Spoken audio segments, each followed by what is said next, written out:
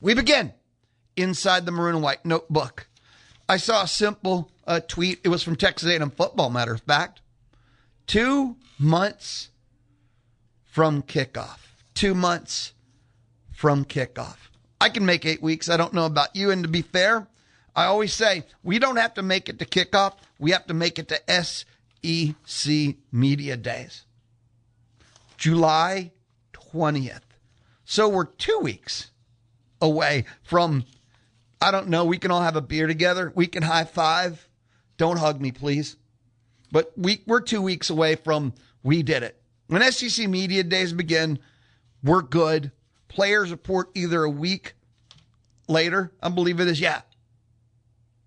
And that's it. We have all the new input, all the new data. We have all the new talking points. We are refreshed. We've done it when we've made SEC Media Days. But this year, something I wasn't aware of.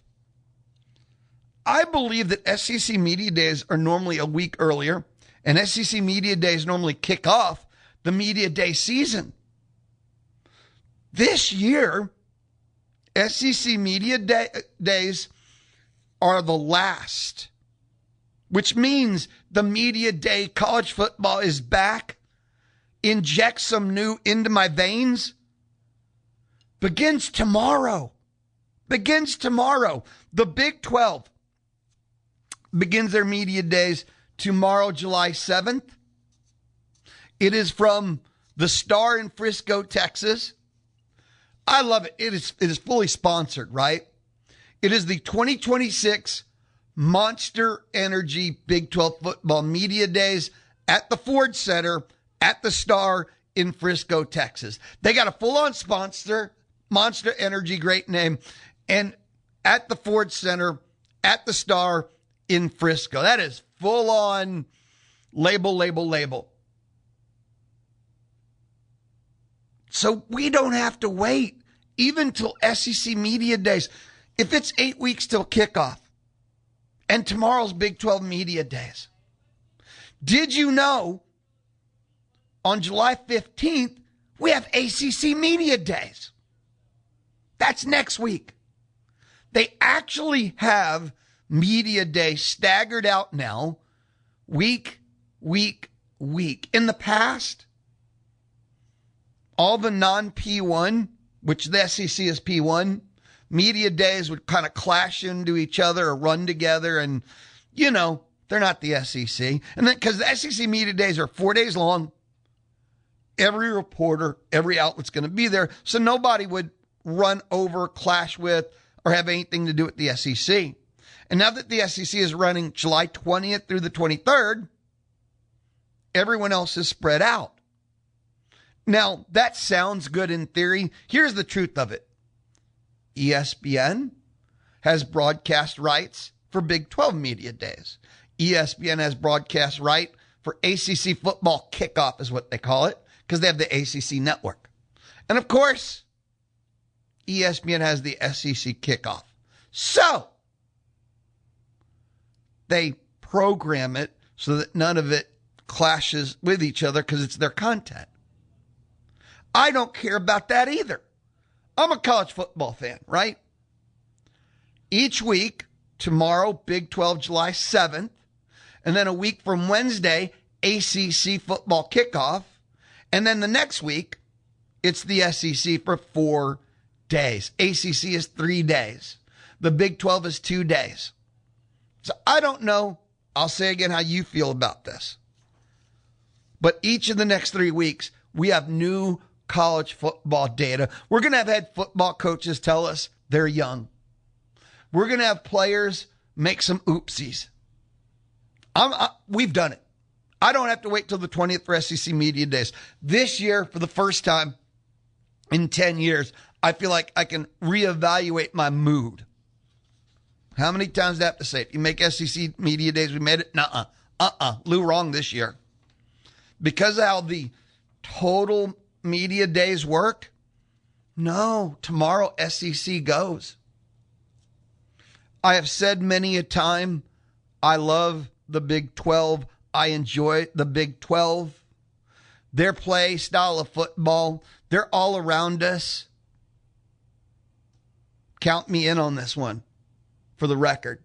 So I want to hear Texas Tech get mercilessly attacked and try and justify anything Brandon Sorsby. Who doesn't? I want to hear Dave Aranda explain why they've been so bad for so long. I do. I still get confused. I'm embarrassed to admit this, but I will because we're all friends here, right? I don't know if I could list every Big 12 team because I still get tripped out by having to say BYU when we talk about teams in the Big 12. Oh, yeah, BYU. They are. It's a true story.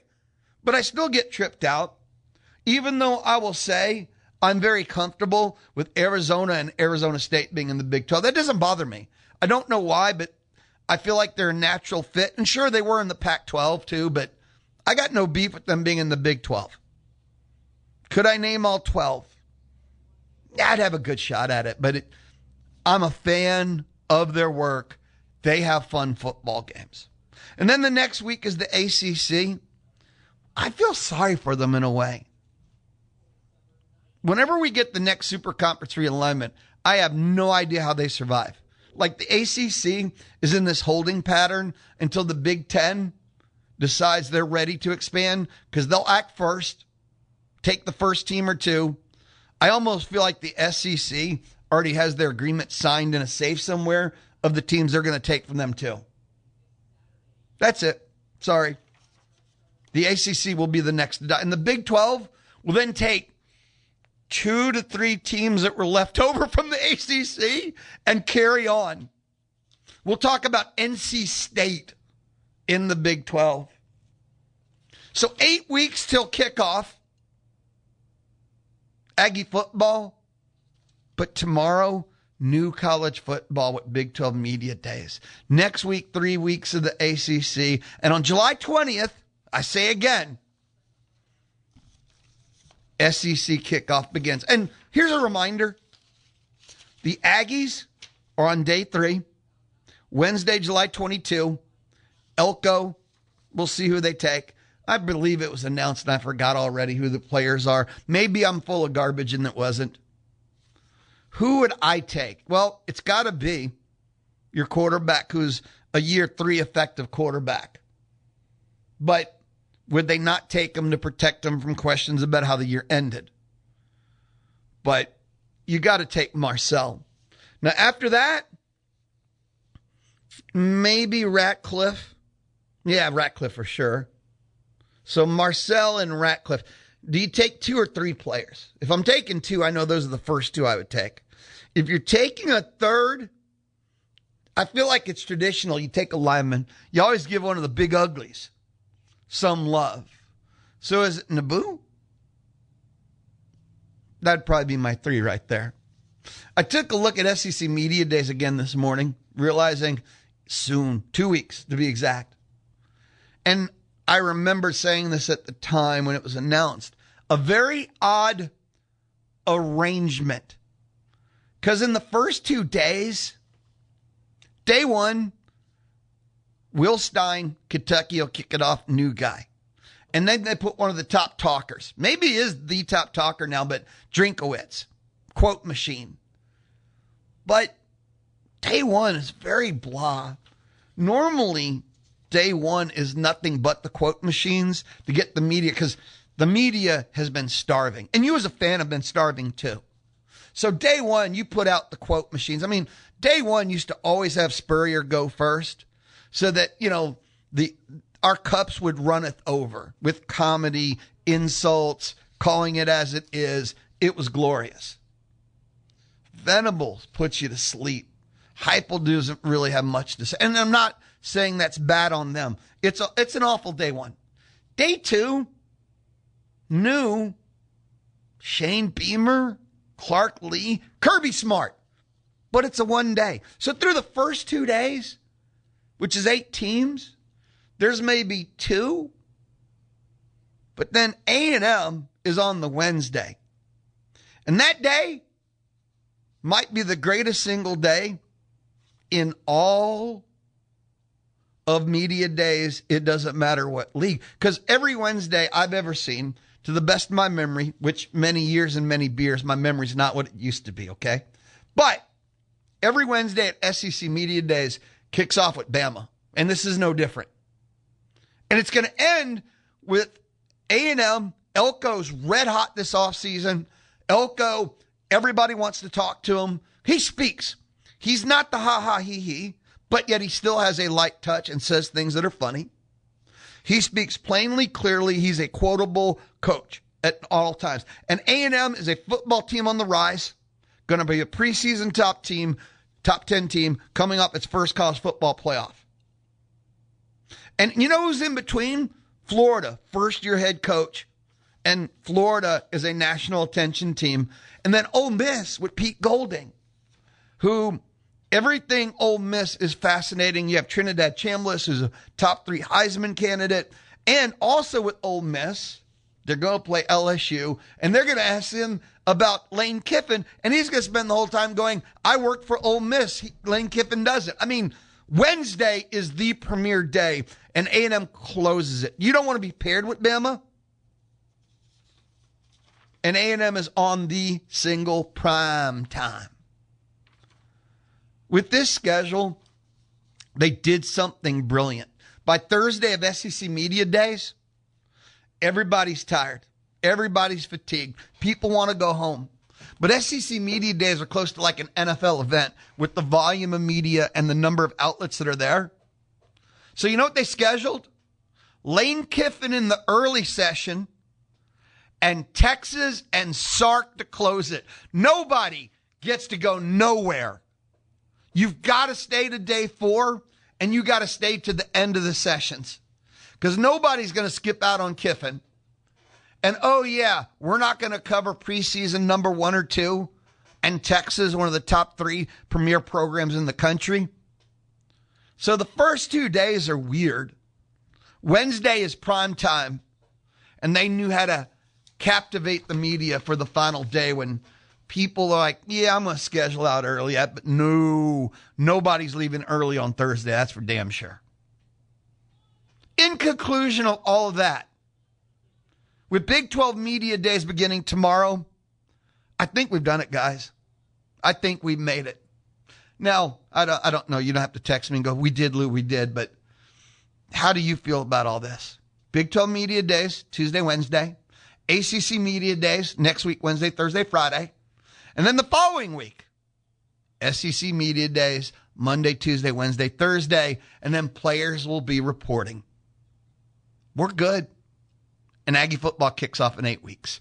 I'll be right back. We're just getting started. I am fired up right now. This is the Louie Bellina Show, presented by CC Electric, Monday on The Zone. The Money Machine. Back to school. It's your chance to win $5,000. And it starts July 27th. Thank you so much. The Louie Bellina Show. Oh, we're just getting started. 11:35, the curse of number 1. Only one team in 77 years, college football, has started preseason number 1, stayed number 1, and won the Natty. Florida State 99. 11:35, we'll explain. Every hour, we will venture into the curse. I got a text message. It was J84 who said, I'll take the curse.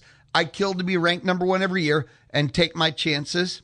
And Jay shares he had a great 4th. I had an epic 4th, horrible 5th. I'll share details later, though. And it's interesting. Something I think fans say I would take. And then you get to that level. At some point, though, when the payoff doesn't hit, discontent always seems to crawl in. Always. I'll take 10 wins every year. Well, win 10 wins, 5 straight years, and win nothing. There's no conference titles, no college football playoff wins. I mean, there's no payoff. Just, you can go 10-2, 5 straight years, and you don't, well, there's not divisions anymore, but you don't win anything. There's no plaques, trophies, banners, and people will become discontent. Preseason number 1, let's say you're preseason number 1 for 10 straight years, and you never win a natty.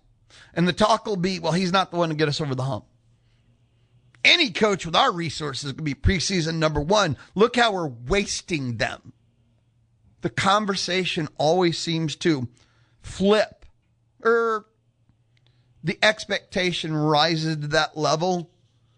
And then, he's a great coach. I think of Mark Richt at Georgia. Now, Bama, think about it. They switched to Kirby Smart. Smart won the Natty. But that was the thing with Mark Richt. Mark Richt was that before we had these 11 and 12 game schedule. He was the 10-win coach that never took the final step. So I'll take the curse. I'd kill to be ranked number 1 every year and take my chances. Had a great 4th. I would kill to see A&M take the final step because the next step is to be a top 10 program every year for Aggie football, right? Not once every 6 to 7 years, have this incredible season and have 0 follow-up. That's the history of Aggie football. Well, step 1, be a top 10 program every year. Then be a top 5 program every year. That's enough. Because I've always thought to myself, the one statement I can make about Aggie football that I feel great about, there's no reason in the universe that Aggie football should not be top 10 every year. And I don't know if that means 2, and I don't know if that means 8, but there is 0 reason why Aggie football is not a top 10 program. And I do mean every year. See, some years they can be 2, and some years they can be 9. But every year, Aggie football should be a top 10 program. And over the years, I've heard all A&M's ever missed is a coach. Well, that's why there's a variance between 2 and 9. That's not why there should be a variance between 6 and 26. Hiring bad coaches is not a variance in the program. That's a variance in people running things. But the program itself should be able to sustain top 10. Sure, if you actually hire a Coach Fran, you can't survive that. But barring you just hire awful, A&M football should be able to be a top 10 program with an average level coach because of everything else it has going for it. I look at programs like an LSU. Do you think when they had Ed O, they had a top 10 coach, so everything was in perfect alignment? They had an OC who was number 1 in the country, but you telling me you can win one-dimensionalness and just have one of the top coordinators and that's all it takes? So A&M in its history has never had a coach, but never had a coordinator either? Does that strike you as just bad luck, or is there something deeper then? So, top 10 program, no excuse actually. The whole always needed a coach. I've talked about this before, not going down that ranting road. The alignment's been the biggest problem in the history of Aggie football, not the coach. The alignment has, because A&M should be a top 10 program that other than, because are you saying that A&M has had nothing but horrible coaches, like below a C grade? That's not true. Jimbo wasn't below a C grade. So anyway, that's the tiers and the step and what I think needs to happen, needs to be seen. Because, there's always been too much. Oh, we didn't have the facilities. And at that time, I saw Miami rising, and Miami became the U, and they played in a dump. Their weight room was a dump. And they were proud that their weight room was a dump. They didn't have state of the art. They weren't competing with Oregon and Nike. So I don't know. There's always been an excuse. I like solutions. I don't like excuses for problems. My mind's always been wired that way. So, and it strikes me now, it seems like there's alignment. It's obvious you have the coach right now. Facilities seem good. Aggie football should be a top 10 program. And the only thing would be a below C grade coach that should stop that. An average coach should be able to have A&M at 10. 979-693-1150.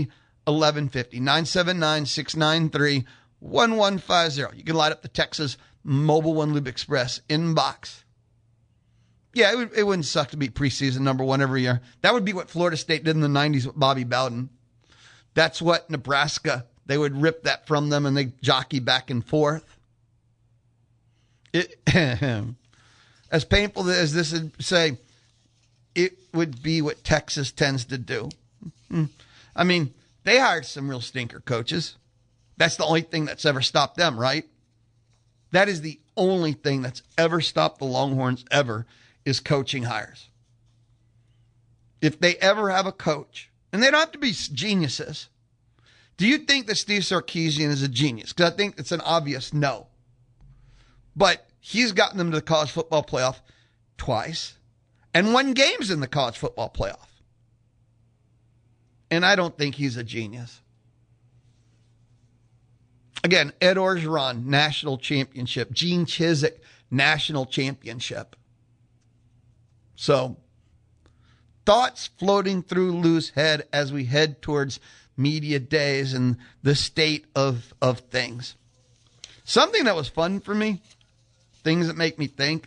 I think it was CBS Sports. They shared their thoughts on the greatest program of each decade. And then they went back like the 1920s was Notre Dame. 1930s was Alabama. 1940s, Notre Dame again. 1950s, Oklahoma. 1960s, Alabama. And when I say this, I want you to remember these names because I've always said, historically speaking, and the decade hasn't mattered. These programs have remained. They did honorable mention. Maybe I should say they started honorable mention in the 60s. So 1960s, Alabama, honorable mention, Texas, USC. 1970s was USC, honorable mention, Alabama, Oklahoma, Nebraska. Now we get to my world, the 1980s. Miami, the U, honorable mention, Nebraska, Penn State. And the 1990s, which nostalgia flashback World Cup we've talked about for 2 weeks, they didn't even do honorable mention because it's the only decade they said there were two programs that if they don't both get recognized, it would be a grave injustice. But Nebraska, Florida State. That Florida State program at Bobby Bowden maybe had the most dominant decade of any program. They joined the ACC in 92. They won their first 29 conference games. They claimed a conference championship every single season they were in the ACC. And they went 62-2 in the ACC in that decade. They never finished lower than 4 in the AP poll throughout the entire 90s. And they won the Natty in 93, 99. And you could argue they probably should have had 3 more national championships, but they couldn't kick, field goal kick. From 87 through 2000, double-digit wins, top 5 finishes. Now, decade 90, so 87, 8, but 87 to 2000, double-digit wins and top 5 finishes. And they didn't play 12 to 15 games a year then. Nebraska is different, and he didn't have the year in, year out, Tom Osborne. But they had 3 natties. And then Frank Solich had like 3? Yeah, 3 top 3 finishes. The 2000s were Florida, honorable mention, OU, Texas. And then, of course, the 2010s, Bama, Saban. That's not even a conversation. And the 2020s are in progress. And the 2020s are fascinating. I don't know who can claim this decade. I think Georgia, Ohio State are fighting for it, but no one has. The second half of the decade, someone can step up, someone can rise up, someone can claim this decade still. With Georgia and Ohio State being the front runners. But no one has claimed the decade yet. Not at all, actually, I'd say. We'll take a timeout. We'll come back and we will, the curse of number 1. We'll start jumping into that. This is the Louie Bellina Show. Inside the Charles Schwab studio, Monday on the Zone. Sign up for the Zone newsletter and always be in the know about that day's guest lineup, where and when your favorite team plays, and more. Sign up at zone1150.com.